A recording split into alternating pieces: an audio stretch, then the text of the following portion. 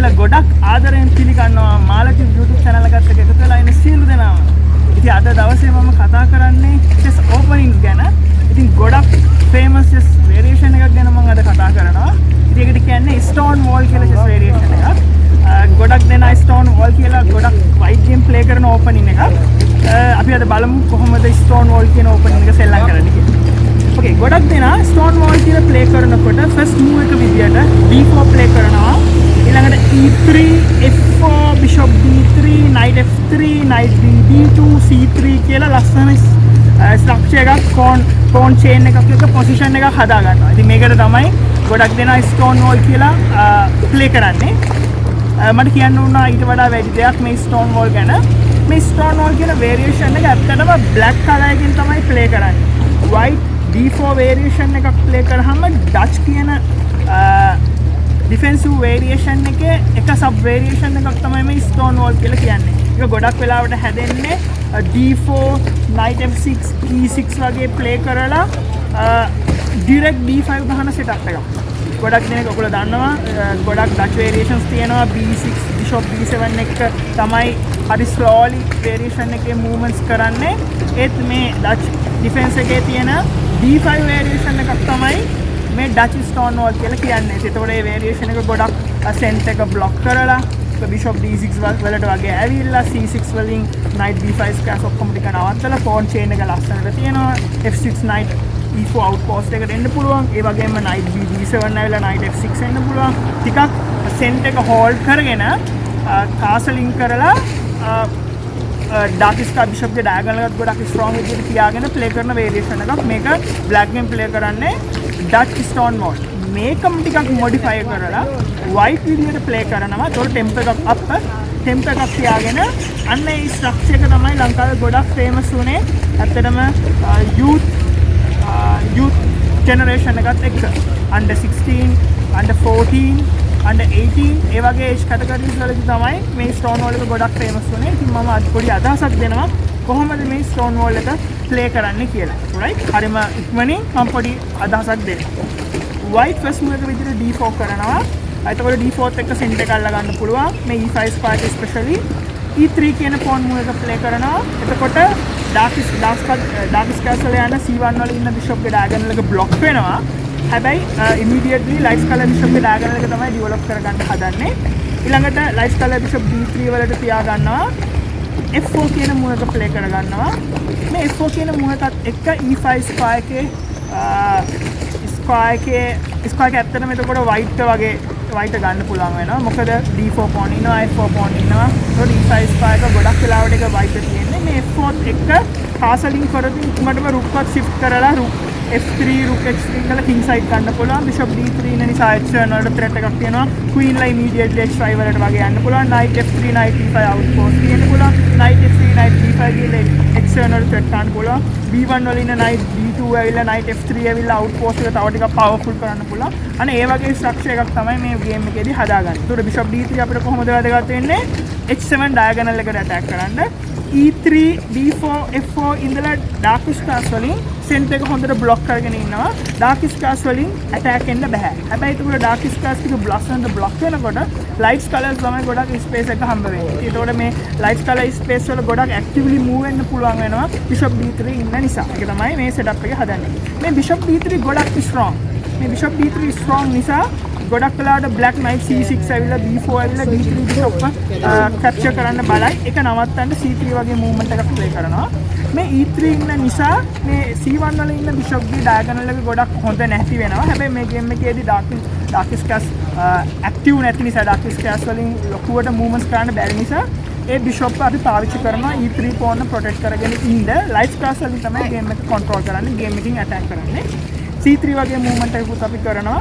knight f3 knight e5 ඕන වෙලාවක තියෙනවා. knight f3ත් එක්ක ඉක්මනින් king side castling කරන්න පුළුවන්. king side castling කරපු ගමන් king save rookවත් ඉක්මනින් shift කරන්න පුළුවන්.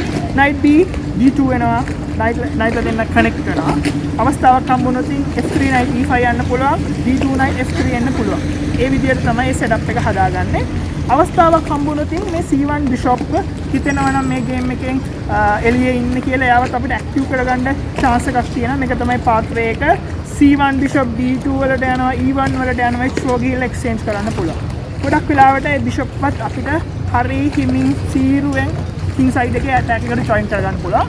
හොඳට මතක තියාගන්න මේ ගේම් එකේ කිං සයිඩ් එකෙන් තමයි ඇටැක් කරන්නේ. පීසස් ඔක්කොම ටික ලස්සනට ජොයින් වෙලා කෝඩිනේට් කරගෙන ඇටැක් එක ගන්න පුළුවන් වෙන්නේ කිං සයිඩ් එකේ. ක්වීන් සයිඩ් එකේ නෙමෙයි. ක්වීන් සයිඩ් එක ලස්සනට හෝල්ඩ් කරගෙන ඔක්කොම ඩයගනල්ස් ඔක්කොම ෆයිල්ස් ඔක්කොම ටික හදාගන්න කිං සයිඩ් එකේ. මේ E3 pawn ඉන්න නිසා තමයි ඩාර්ක්ස්කා බිෂොප්ස් ඇක්ටිව් කරගන්න ගොඩක් අමාරු D2 E1 විදියට. හැබැයි කවුරු බ්ලැක් අදින ප්ලේ C5 එක D4 එක්ස්චේන්ජ් කරනවා නම් E pawn ව D4 වලට ගියපු ගමන් ආයෙම බිෂොප් ගේ ඩයගනල් එක ඇක්ටිව් වෙනවා. chances හම්බ වෙනවා මේ E4 ස්ක්වයර් එක බ්ලැක් අල්ලගෙන නැත්නම් E4 ඇඩ්වාන්ස් කළා එක්ස්චේන්ජ් කරගත්තොත් C1 බිෂොප් ගේ ඩයගනල් එකත් ගොඩක් හොඳ වෙනවා. ඉතින් ඒක නිසා C1 බිෂොප් ගේම් එකේ එළියට ගන්න බැරි වෙන්නේම නැහැ. අපිට chances හම්බ වෙනවා C1 බිෂොප් ඇක්ටිව් කරගන්න. මෙන්න මේ කිං සයිඩ් ප්ලේ එක වෙනුවෙන් තමයි ගොඩක් වෙලාවට ෆයිට් කරන්නේ. සාමාන්‍ය බැලන්ස් ප්ලේයර්ස්ලා තමයි මේ වේරියේෂන් එක ප්ලේ කරන්නේ. හැබැයි ගොඩක් ඇග්‍රෙසිව් ප්ලේයර් කෙනෙක්ට මේ ස්ටෝන්වෝල් කියන වේරියේෂන් එක හම්බ වුණොත් ඒගොල්ලෝ ගොඩක් ඉක්මනට ඇටැක් කරන්න try කරනවා. සමහරක් වෙලාවට ඒගොල්ලෝ immediately G4 වගේ moves ගහනවා, Queen E1 වගේ moves, Queen H4, Queen G3, Rook F2, Rook G2, maybe Bishop D2 ඇවිල්ලා ඒ Rook F1 වලට ඇවිල්ලා Rook flush දාන්න කිං සයිඩ් එකට මාරු කර ගන්නවා. ඊළඟට F5 බ්‍රේක්ස් තියෙන්න පුළුවන්. Queen ලා H5 එකට, Rooks ලා H5 එකට H7 ගොඩක් attacks හදන්න පුළුවන්. ඉතින් aggressive players ලා මේ Stonewall කියන setup එකට ගොඩක් කැමති. ඉතින් ගොඩක් famous මේ දවස්වල ලංකාවේ ගොඩක් young generation එක මේ Stonewall එකට කැමති වෙලා තියෙනවා. මොකද ඒකේ ගොඩක් theory variations හරි අඩුයි. ඒක setup එකක් තමයි තියෙන්නේ. කැමති කරන style එකක් තමයි තියෙන්නේ. style එක ඉගෙන ගෙන ඉවර වෙලා ඒ pieces කොයි තැන්වලද හරියට place කරන්නේ, කොහොමද මේ game එකේ කරන attack එක කියන එක ඉගෙන ගත්තට පස්සේ මේ game එක කරන්න හරිම ලේසි. මම ආයෙත් teaming මතක් කරන්නම් කොහොමද මේ Stonewall play කරන්නේ කියලා. මේක white game play කරන්නේ අපි හදාගත්තේ modify කරලා black variation එකක් වුණාට මම කිව්වා ඒ Stonewall එක Dutch Stonewall කියලා. ඒකම තමයි modify කරලා white විදිහට play කරන්නේ. D4 වගේ move එකක් යනවා, center එක අල්ල ගන්නවා. E3 වගේ move එකකින් light color bishop ගේ diagonal එක open කර ගන්නවා. Bishop D3 immediately යනවා, H7 diagonal එක තියාගන්න. F4 ගහලා center එක hold කර ගන්නවා. E5 square එක අපි තියාගන්නවා. Knight F3 යන්න පුළුවන්. ගොඩක් වෙලාවට මේ E4 square එක නැති වෙනවා නම් knight F3 වලට කලින් knight D2 කියන move එක ඉක්මනට ප්ලේ කරනවා මේ E4 ස්ක්වයර් එක අල්ලගන්න. අදිසියවත් මේ D3 බිෂොප් එක ත්‍රෙට් කරන්න එනවා නම් knight D4 වලට වගේ C3 කියන move එක අපි immediately ප්ලේ කරනවා. opponent ගේ moves අනුව තමයි අපි අපේ order එක හදාගන්නේ. කොයි moves ඉක්මනින් කරන්නේ, කොයි movements පරක්කු වෙලා කරන්නේ කියලා අපි opponent ගේ moves එක හරියට බලනවා. C3 කියන move එක අනිවාර්යෙන් එනවා. bishop D3 කියන move එකත් අනිවාර්යෙන්ම එනවා. knight D2 පරක්කු වෙලා හරිය එනවා. knight F3 එතකොට F3 knight E5 D2 වල ඉන්න knight F3 වගේ එන්න පුළුවන්. castle root කරගන්නවා. අපිට පුළුවන් ඊළඟට E4 try කරන්න. එහෙම නැත්නම් F3 knight E5 try කරන්න. D2 knight F3 වලට try කරන්න. අපි හදිසියවත් මේ E5 knight exchange කරොත් bishop කෙනකින් හරි knight කෙනකින් හරි අපිට F3 මේ D2 knight F3 වලට ගිහිල්ලාම capture කරන්න ඕනේ නැහැ. අපිට පුළුවන් F එකෙන් කපන්න. F එකෙන් කැපුවා ගමන් F6 වල opponent ගේ knight කෙනෙක් ඉන්නවනම් ඒ knight එකත් මේ king side එකෙන් යන්න වෙනවා. ඊට පස්සේ rook ගේ file එකත් open වෙනවා. black ගේ F6 knight මේ board එකෙන් අයින් වෙන නිසා H7 වලට අපි පස්සේ කරන attack එක තව powerful වෙනවා. F6 knight ගෙන H7 protect වෙන්නේ නැති නිසා ඉතින් හරිය ලේසියෙන්ම මේ pieces ඔක්කොම king side එකට අරගෙන ගිහිල්ලා attack එකක් ගන්න පුළුවන්. ඉතින් මේක තමයි ගොඩක් Stonewall කියලා ගොඩක් chess players ලා කරන්නේ. ගොඩක් theory lines නැහැ.